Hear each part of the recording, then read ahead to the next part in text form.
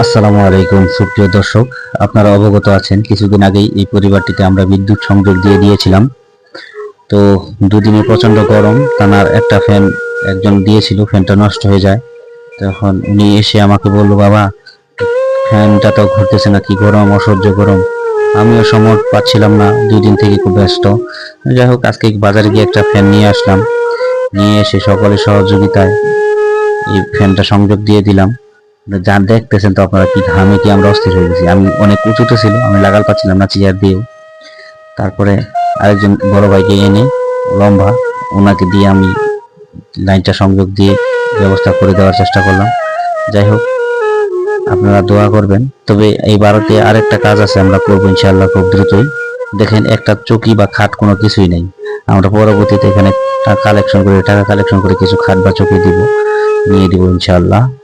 আপনারা সকলেই ভালো থাকবেন। মানুষ মানুষের জন্য, আমরা যেন মানবতার কল্যাণে সবসময় কাজ করতে পারি।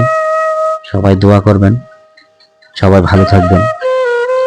দেখেন কি গরম, গরমে কিন্তু আমরা ঘেমে অস্থির হয়ে গিয়েছিলাম। যাই হোক, আজকে রাতে হয়তো উনি একটু ভালোভাবে ঘুমাতে পারবেন। সবাই ভালো থাকবেন। ধন্যবাদ সবাইকে। আসসালামু আলাইকুম।